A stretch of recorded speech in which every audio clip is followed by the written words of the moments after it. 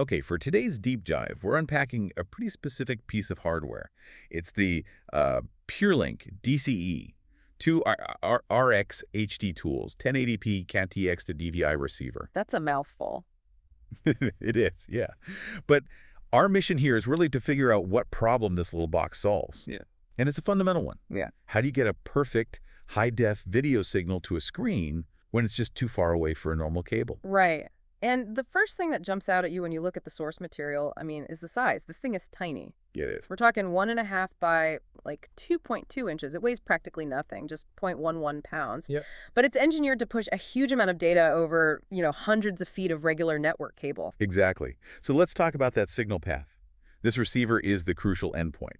It takes in an HDBaseT signal that's coming through a normal RJ45 jack. The same kind you plug into your computer. Yeah, exactly. And it converts that signal back into a DVI output that plugs right into your monitor or projector. The source material really emphasizes that this is a lossless extension. And the numbers back that up. We're looking at resolutions up to 1920 by 1200. That's actually a bit better than your standard 1080p. Mm-hmm. And it can do that at 165 feet. If you drop the resolution a little, say to 1024 by 768, you can stretch that out to 220 feet. Wow. To do that, you need a video bandwidth of 1.65 gigabits per second. Okay. So that confirms we're talking about a true, uncompressed, pixel-for-pixel signal. So maintaining that kind of data rate over that much copper cable, signal integrity has to be everything. It's paramount, yeah. Which is why this next feature, the embedded EDID, is so important. EDID is, well, it's like an automated handshake, right? It lets the source and the screen figure out the best settings instantly. Right, and having it embedded in the receiver itself just ensures you don't get any weird glitches or sync errors over that long cable run. It just works. Okay, but this brings us to what I think is the most convenient feature, especially if you're the one actually doing the install. Yes, the power solution. This is the kicker. It is. The DCE II RX is an active receiver, but it draws all the power it needs directly from the DVI source, from the monitor itself. So no external power supply.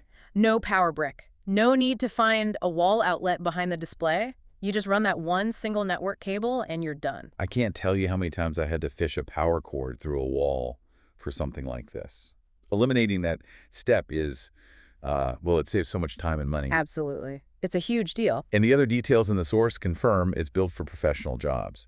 It's TAA compliant. It has a solid 3-year PureLink warranty, and the price today is about $126.